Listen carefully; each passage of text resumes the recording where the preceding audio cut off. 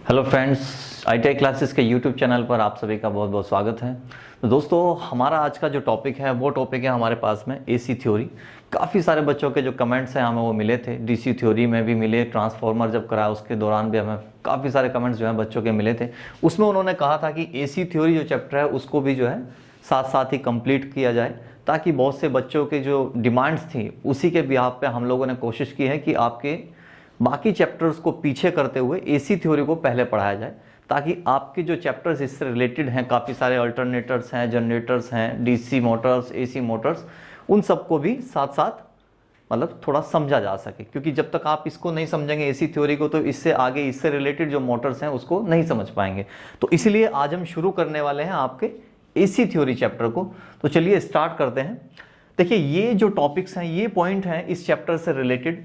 इन सभी 13 पॉइंट्स जो हमने लिखे हैं, इन सभी पॉइंट्स को तो हम कवर करेंगे ही साथ इसके अलावा इस चैप्टर में काफ़ी सारे ऐसे टॉपिक्स रहेंगे, पॉइंट्स रहेंगे, टर्म्स रहेंगी, और साथ ही आपके न्यूमेरिकल्स रहेंगे, उनको भी हम जो है इस चैप्टर में कंप्लीट करेंगे। तो हमारा सबसे पहला पॉइंट लिखा है आपका AC एंड इट्स टाइप और इसके मेरिट्स, अर्थात AC अल्टरनेट जो करंट्स है उसके बारे में हम बात करेंगे कि वो होता क्या है, इसके टाइप कितने होते हैं, और उसके साथ ही इसके मेरिट्स क्या हैं, अर्थात इसके फायदे क्या हैं। AC के DC की अपेक्षा इसको यूज करते हैं, क्यों करते हैं, फायदा क्या है उसका। सेकंड है आपका रिलेटेड टर्म्स है हमारी। इस चैप्टर से जो टर्म्स रिलेटेड कर हैं वो भी हम लोग जो है यहाँ पे कवर करने वाले हैं, जैसे फ्रिक्वेंसी हो गया, एम्पलीट्यूड हो गया, मैग्नीट्यूड होगा, पीक वैल्यूज होगी, RMS की वैल्यू होगी, एटसेट्रा एटसेट्रा, क्योंकि और भी कई सारी वैल्यूज जो है आपको इसमें मिल जाएंगे आपको। साथ ही थर्ड पॉइंट है आपका प्योर रेसिस्टेंस सर्किट। तो प्योर रेसिस्टेंस सर्किट को हम हिंदी में शुद्ध प्रतिरोध और सर्किट यानी कि आपका परिपथ, शुद्ध प्रतिरोध परिपथ भी बोलते हैं, उसके बारे में भी हम बात करेंगे। साथ ही साथ इंडक्टेंस अर्थात प्रेरण और इसके जो टाइप्स हैं उसके बारे में बात करेंगे, जैसे कि सेल्फ इंडक्टेंस। हम लोग जो है जब मैग्नेटिज्म हमने पढ़ा था तो वहां पढ़ा था सेल्फ इंडक्टेंस वगैरह भी होता है, प्रेरण होता है, उसके बारे में बात करेंगे।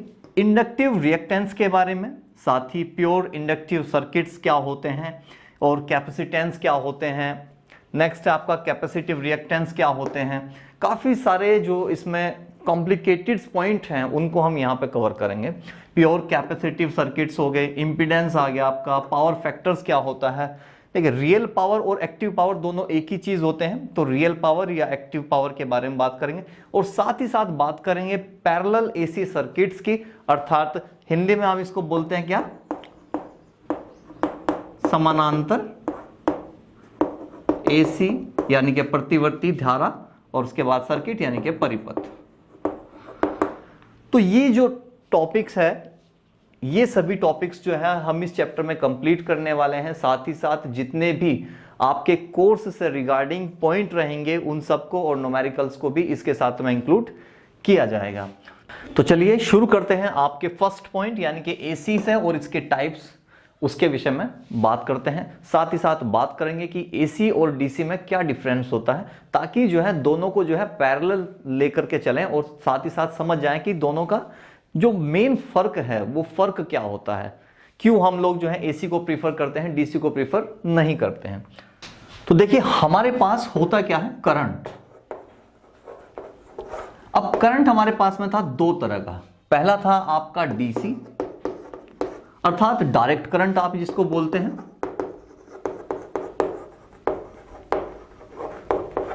और दूसरा था आपके पास में AC अर्थात अल्टरनेटिंग करंट। इस तरीके से। तो अब हम बात करते हैं दोनों के डिफरेंशिएट के बारे में, यानी कि दोनों में अंतर क्या है। देखिए, जो दिष्ट धारा है, हम लोग इससे पहले जो चैप्टर पढ़ चुके हैं जहां पर हमने बात की थी DC थ्योरी की, तो वहां हमने बताया था कि DC होता क्या है। हम ये कह रहे थे कि जहां पर धारा का मान व दिशा क्या होते हैं, बदलते नहीं है, अर्थात कैसे होते हैं, नियत रहते हैं। अर्थात हम ये कहेंगे नो चेंज। अब देखिए होता कैसे है, हम ये कह रहे हैं समय यहां हमने ले लिया, अब हम इसको इस ग्राफ से समझते हैं, ये पॉजिटिव वैल्यू है, ये निगेटिव वैल्यू है, यहां हमारा 0 पॉइंट है। अब ये जो मेरी धारा है, जो धारा है वो क्या करती है, धारा या तो इस तरीके से डायरेक्ट रहेगी, ये I की वैल्यू है, अर्थात धारा का जो मान है समय के साथ साथ क्या होता जाएगा, धारा का मान तो बदल सकता है, अर्थात धारा का मान बदल जाएगा, आयाम बदल सकता है, जिसको आप मैग्नीट्यूड बोलते हैं, वो बदल सकता है, लेकिन क्या होगा, उसका मान नहीं बदलेगा। यदि धारा पॉजिटिव है तो वो पॉजिटिव ही रहेगी, अर्थात उसके साइन जो हैं, ये निगेटिव और पॉजिटिव के जो साइन होते हैं वो साइन नहीं बदलते हैं। जब साइन नहीं बदलते हैं तो इस प्रकार की धारा को हम डायरेक्ट करंट कहते हैं, जिसमें होता क्या है कि धारा के साथ साथ टाइम का जो ग्राफ जो चलता है वो दोनों के दोनों पैरेलल चलते हैं, अर्थात समय के साथ साथ धारा का मान चलता रहता है। ये धारा इस प्रकार से भी हो सकती है, और हो सकता है कि शायद अगर इसके आयाम बदल गया हो तो वो इस प्रकार की भी हो सकती है, परंतु होगा क्या, ये पॉजिटिव है तो पॉजिटिव ही रहेगी, और अगर निगेटिव आ रही है तो वो सिर्फ निगेटिव ही रहेगी। जैसे कि यहाँ की अगर मैं बात करूँ तो ये जो निगेटिव वाला फेज आपको दिख रहा है, तो इसमें वैल्यू निगेटिव हो सकती है धारा की, जैसे यहाँ पॉजिटिव हो सकती है धारा की वैल्यू। तो ये सिर्फ क्या है, अपना जो है क्या है, अपनी दिशा नहीं बदलता है, अर्थात अपने साइन को चेंज नहीं करता है, तब इस प्रकार की जो धारा होगी वो आपकी डीसी करंट अर्थात दिष्ट धारा कहलाती है।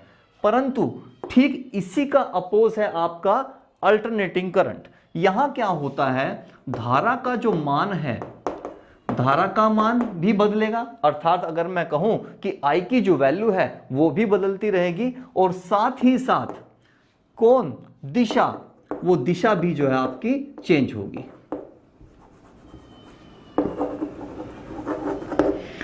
तो जब किसी धारा का मान और उसकी दिशा अर्थात उसके जो साइन है पॉजिटिव नेगेटिव ये बदलता रहता है, तो इस प्रकार की धारा को हम AC अर्थात अल्टरनेटिंग करंट बोलते हैं। इसको हम इस तरह से समझ सकते हैं, यदि ये पॉजिटिव और ये निगेटिव हो और ये टाइम का हो, आपका एक्सिस टाइम हो, और यहाँ पे मेरी धारा का वैल्यू 0 है, तो यदि मैं यहाँ से धारा प्रवाहित करता हूँ तो इस प्रकार से क्या होगा, ये जो धारा है मेरी इस प्रकार से अपने किसको, दिशा को चेंज करती रहेगी, अर्थात कुछ समय के लिए तो इसकी वैल्यू आपकी पॉजिटिव हो जाएगी, और कुछ समय के लिए इसकी जो वैल्यू है वो मैक्सिमम क्या हो जाएगी, माइनस हो जाएगी, कभी पॉजिटिव कभी नेगेटिव, कभी पॉजिटिव कभी नेगेटिव। जब इस प्रकार से धारा जो है अपने मान को बदलती है और अपनी दिशाओं को बदलती है, तो इस प्रकार की धारा को हम क्या कहते हैं, इस प्रकार की धारा को ही हम अल्टरनेटिव करंट्स बोलते हैं। ये इस प्रकार से भी हो सकता है। इसके अलावा भी कई प्रकार के जो ग्राफ हैं इसके साथ साथ बनते रहते हैं, जिनमें कि इस प्रकार से भी बनता है ग्राफ।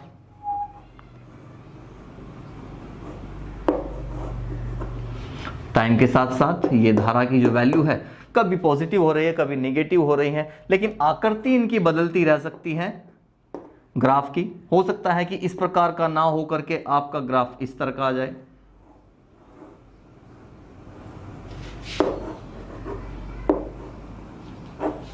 तो ये इस प्रकार से किसी भी प्रकार का हो सकता है कि रेक्टेंगल हो सकता है ट्राइएंगल हो सकता है कि स्क्वायर में हो, या फिर हो सकता है आपका किसी अन्य प्रकार की आकृति में भी धारा जो है वो क्या है, अपना वैल्यू के साथ साथ अपनी जो डायरेक्शन है उसको भी चेंज कर रहा हो। तो ऐसी धारा को हम क्या बोलते हैं, अल्टरनेटिंग करंट्स बोलते हैं।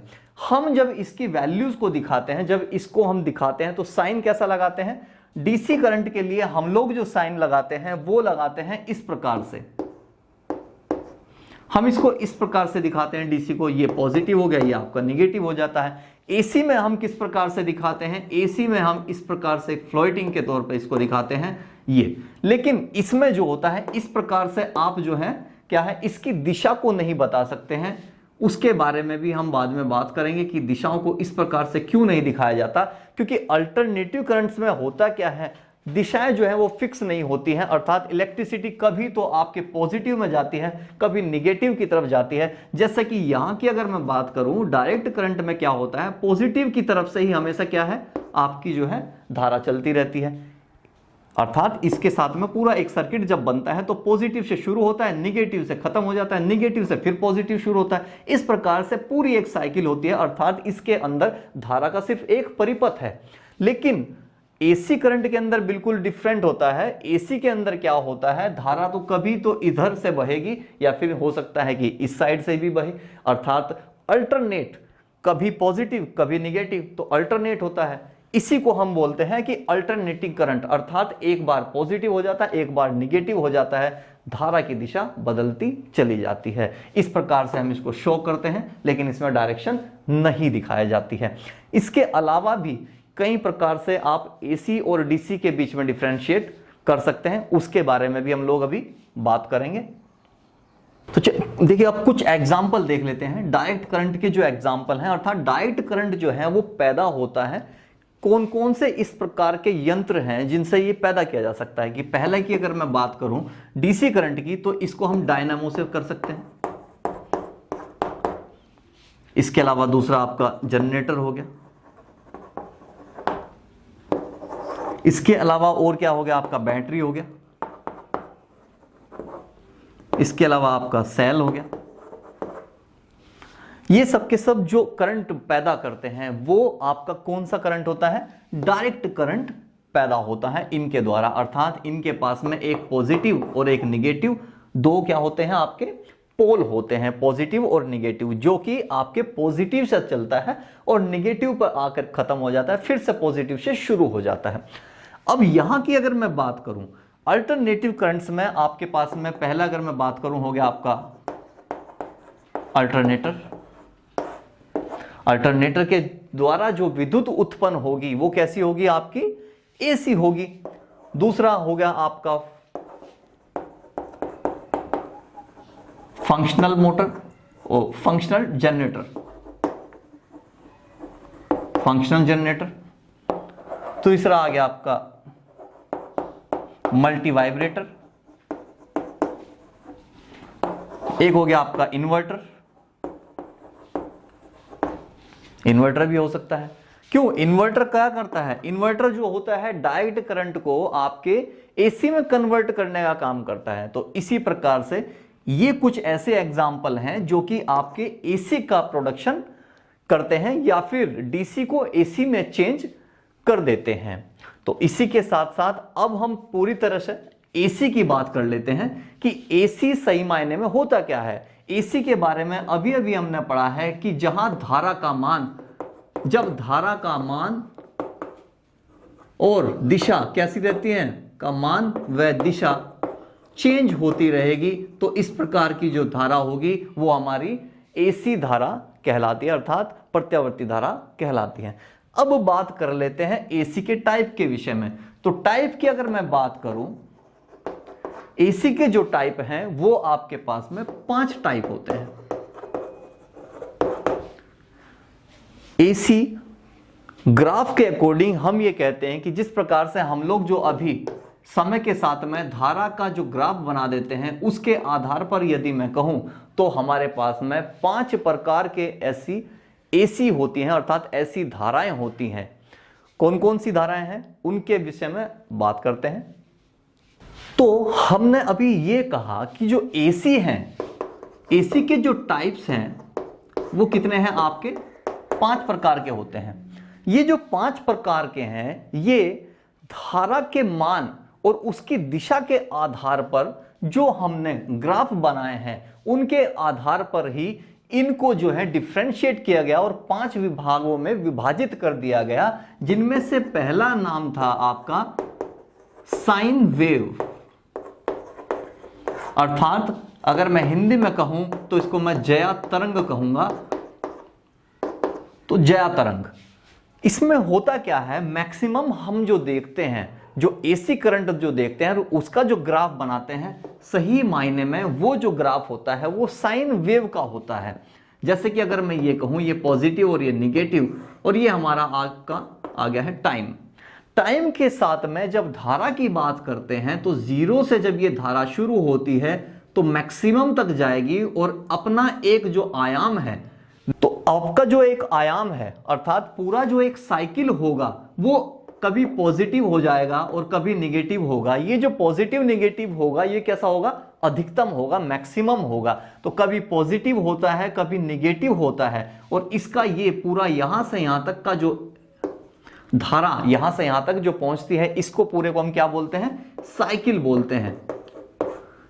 तो हो सकता है आगे जो टर्म्स है उसमें हम कहीं ना कहीं साइकिल को भी यूज करेंगे।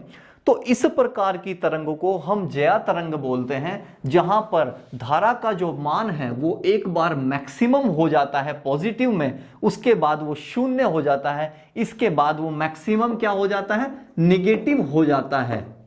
यहां पॉजिटिव हो जाएगा और मैक्सिमम ही होगा और एक बार निगेटिव मैक्सिमम हो जाता है, उसके बाद धारा का मान धीरे धीरे धीरे धीरे क्या है, कम होने लगेगा और फिर से वो क्या हो जाएगा, शून्य हो जाएगा। इसके बाद में धारा जो है उसके बाद फिर से वही सेम मैक्सिमम हो जाएगी, फिर आपकी मिनिमम होगी। इस प्रकार से धारा जो है कंटिन्यू जो है किसी भी परिपथ के अंदर बहती रहती है। ऐसी धारा को हम साइन वेव धारा कहते हैं, जो कि आपके किससे उत्पन्न होगी, अल्टरनेटर से उत्पन्न होने वाली जो धारा है उसका जो ग्राफ है वो साइन वेव के जैसा होगा, जैसा आपको यहां दिखाई दे रहा है, जहां पर धारा का मान और दिशा दोनों के दोनों एक समय अंतराल के बाद में क्या हो रहे हैं, चेंज होते जाते हैं। सेकंड की हम बात करते हैं। सेकंड अब आपका हो जाता है स्क्वायर, कहिए स्क्वायर वेव कह दीजिए, या फिर इसको हम क्या बोलते हैं, वर्गाकार तरंग भी कहते हैं। अब नाम से ही काफी चीजें स्पष्ट हो जाएंगी। वर्गाकार अर्थात यहां जो ग्राफ बनता है पॉजिटिव निगेटिव, तो इस प्रकार से धारा के अंदर जो होगा वो क्या होगा, आपका स्क्वायर बनता रहेगा। जब ग्राफ इस प्रकार का बनेगा अर्थात कभी पॉजिटिव होगा, यहां आपके मैक्सिमम लिमिट होगी तो वो मैक्सिमम लिमिट इस पॉइंट पर होगी और उसके बाद वो कंटिन्यू मैक्सिमम पॉइंट पर चलता रहेगा। उसके बाद फिर वो जाकर के आपका शून्य हो जाएगा, शून्य के बाद फिर से वो मिनिमम पॉइंट पर आ जाएगा। इस प्रकार से जो आकृतियां बनती हैं वो कैसी होती हैं, आपकी स्क्वायर में होती हैं, अर्थात धारा का मान पॉजिटिव भी आएगा निगेटिव भी आएगा और जो आकृति बनेगी वो कैसी बनेगी, आपकी वर्गाकार बनती है। तो इस प्रकार की जो तरंग है उसको हम क्या बोलते हैं, वर्गाकार तरंगे बोलते हैं। और ये जो उत्पन्न होंगी उसका एग्जाम्पल होगा आपका इन्वर्टर। हम जो घरों में या दुकानों में जो इन्वर्टर इस्तेमाल करते हैं वो क्या करता है, वो चार्ज होता है, पहले चार्ज हो जाता है और अपनी ऊर्जा को कहां पर, सेल यानी कि बैटरी के अंदर संचित कर लेता है। उसके बाद वो उसको कन्वर्ट कर देता है एसी के अंदर और एसी का जो ग्राफ आएगा तरंगों का वो इस प्रकार का होगा। तो इस प्रकार की तरंग क्या कहलाएंगे, आपकी स्क्वायर वेव कहलाती है। तीसरे की बात करते हैं। तीसरे को हम बोलते हैं आपका रेक्टेंगुलर वेव, अर्थात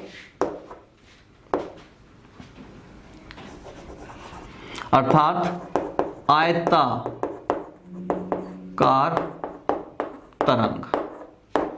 आयताकार तरंग भी सेम इसी प्रकार की होती हैं, लेकिन फर्क सिर्फ कितना हो जाएगा, इसमें फर्क ये होगा कि यहां पर जो धारा का मान होगा वो इस वर्ग से थोड़ा सा क्या होगा, ज्यादा लंबा होगा।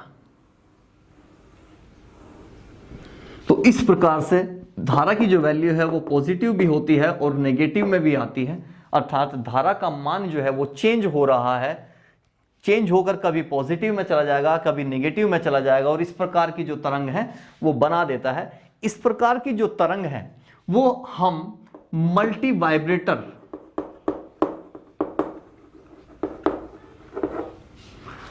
वाइब्रेटर के अंदर हम लोग जो है इस प्रकार की तरंगों को देख सकते हैं। अर्थात मल्टी वाइब्रेटर जो होगा वो एसी की जो करंट है उसका जो फ्लो दिखाता है वो इस प्रकार से शो करता है।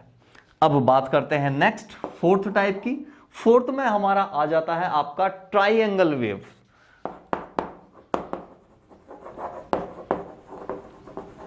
ट्राइएंगल अर्थात त्रिभुजाकार तरंग।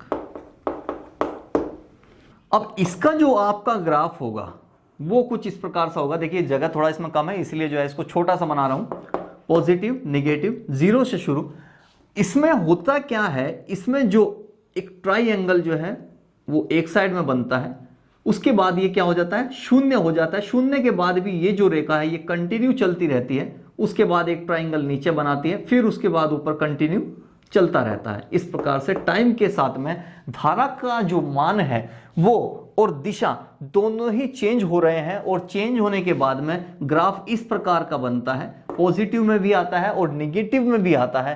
तो इस प्रकार की जो तरंग है वो कैसी होंगी, आपकी ट्राइएंगल वेव कहलाती हैं, अर्थात त्रिभुजाकार तरंग कहलाती हैं। इस प्रकार की जो तरंगे हैं वो ये जो आपका हमने मल्टी वाइब्रेटर यूज किया है, मल्टी वाइब्रेटर के अंदर भी इस प्रकार की तरंगे भी जो है वो शो होती हैं। देखिए जो मेन जो आपकी जो तरंगे हैं वो डिपेंड करती है आपका जो सोर्स है, वो सोर्स आपने कौन सा लगाया है। अगर वो जनरेटर है तो वो किस प्रकार की तरंगे देगा, डायनामो है तो वो कैसा देता है डीसी में। इसी प्रकार से एसी के अंदर क्या है कि मल्टी वाइब्रेटर जो लगाया है वो किस प्रकार से तरंगों को अपना शो कर रहा है। इसके अलावा इन्वर्टर जो है वो कैसे शो कर रहा है। तो इस प्रकार से जो आप इसके अंदर सोर्स लेते हैं उस सोर्स के आधार पर ही ये जो तरंगे हैं वो वैरी करती हैं, वो उसी प्रकार का ग्राफ बनाती हैं।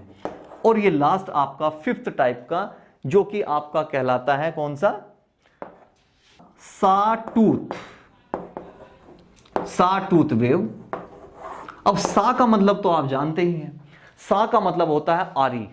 आरी कहिए या आरा कहिए, हम लोग जो है लकड़ी के को काटने के लिए यूज करते हैं, उस प्रकार की इसकी शेप होती है। ये बिल्कुल आपको ट्राइएंगल जैसा ही दिखाई देगा, परंतु होगा क्या, इसके अंदर जो होगा ट्राइएंगल तो होगा लेकिन कैसा होगा, 90 डिग्री के कोण वाला आपको दिखाई देगा। यदि मैं यहां इसको शो करता हूं तो ये कुछ इस प्रकार से होगा।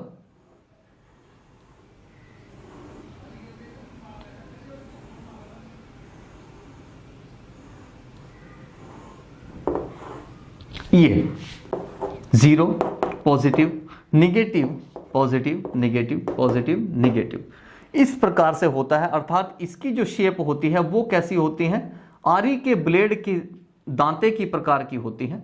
इसीलिए हमने इसको क्या कहा, साटूथ वेव कहा। और इस प्रकार की जो तरंगे हैं वो साटूथ जो आपका जनरेटर होता है, साटूथ जो जनरेटर होता है उसके अंदर जो है आपको देखने को मिल जाएंगे। अर्थात साटूथ जनरेटर के द्वारा जो एसी उत्पन्न होगा और उसकी जो तरंगे होंगी वो कुछ इस प्रकार की होती हैं। उसी के आधार पर इसका नाम जो है साटूथ वेव रखा गया है। तो ये था अभी तक सिर्फ इसकी अर्थात धारा और उसकी दिशाओं के आधार पर जो हमने इसको 5 भागों में डिवाइड कर दिया था उसके बारे में ये थोड़ा सा डिस्कशन था। थोड़ा ही है इसमें, अभी हम इसको और विस्तार से पढ़ेंगे आगे इस चैप्टर के साथ साथ।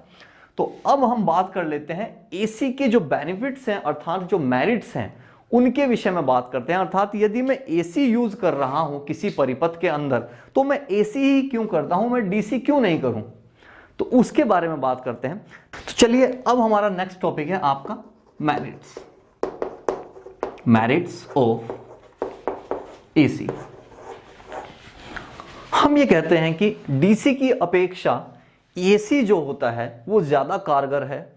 उसकी वजह क्या है कि हम लोग जो है एसी को ज्यादा यूज करते हैं, डीसी को कम यूज करते हैं। तो हम ये शुरू से देखते हैं कि हमारा जो मैक्सिमम जो प्रोडक्शन है, जो घरों में हम लोग इलेक्ट्रिसिटी यूज करते हैं वो कैसी होती है, एसी के द्वारा ही उसकी पैदावार होती है। उसकी बहुत सारी वजह हैं। सबसे पहली वजह ये थी कि जो ट्रांसमिशन है,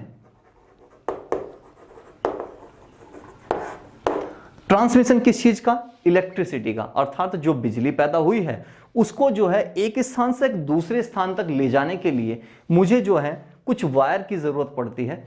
और इस प्रकार से हम ये कहते हैं कि डीसी में ये सब चीजें संभव नहीं है, अर्थात जो ट्रांसमिशन होता है एसी का वो कैसा होता है, सस्ता होता है, अर्थात कॉस्ट इसकी जो होती है कैसी होती है, लो होती है, ये लो कॉस्ट वाला होता है। जबकि डीसी में अगर मैं ये कहूं कि डीसी का जो आपका इलेक्ट्रिसिटी का जो फ्लो है, करंट का जो फ्लो है, वो कैसा होता है, बहुत ही ज्यादा कॉस्टली होता है। अब अगर मैं इसको इस प्रकार से समझूं कि जैसे कि यदि मुझे घर के अंदर एक मिक्सी को चलाना है, उसके लिए मुझे एसी करंट की जरूरत पड़ी, तो वो एसी करंट मुझे जो है इजीली मिल जाएगा। लेकिन क्या मैं इसी इलेक्ट्रिसिटी को मैं डीसी अर्थात सेल के द्वारा ले सकता हूं?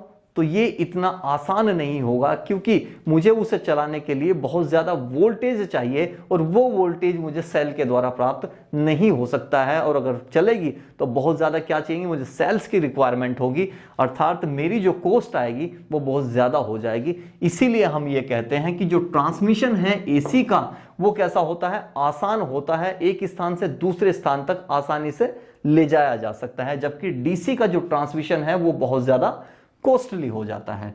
सेकंड पॉइंट है हमारा, लो वोल्टेज को हाई वोल्टेज में इजीली चेंज किया जा सकता है। लो वोल्ट को हाई वोल्ट में इजीली चेंज। एसी का जो करंट होता है वो लो वोल्टेज यदि हो रहा है, यदि उसका प्रोडक्शन आपका लो है, तो मैं उसको आराम से हाई वोल्टेज में कन्वर्ट कर देता हूं। किसकी सहायता से, एक ट्रांसफॉर्मर की सहायता से। अगर मैं बीच में ट्रांसफॉर्मर यूज कर दूं तो क्या हो जाएगा, लो वोल्टेज को हाई वोल्टेज में कन्वर्ट किया जा सकता है। लेकिन डीसी के मैटर में ऐसा बिल्कुल भी नहीं हो सकता है, क्योंकि डीसी का जो होता है करंट, उसके बीच में ट्रांसफॉर्मर आप यूज नहीं कर सकते हैं। तो ये भी एक इसका बड़ा बेनिफिट होता है।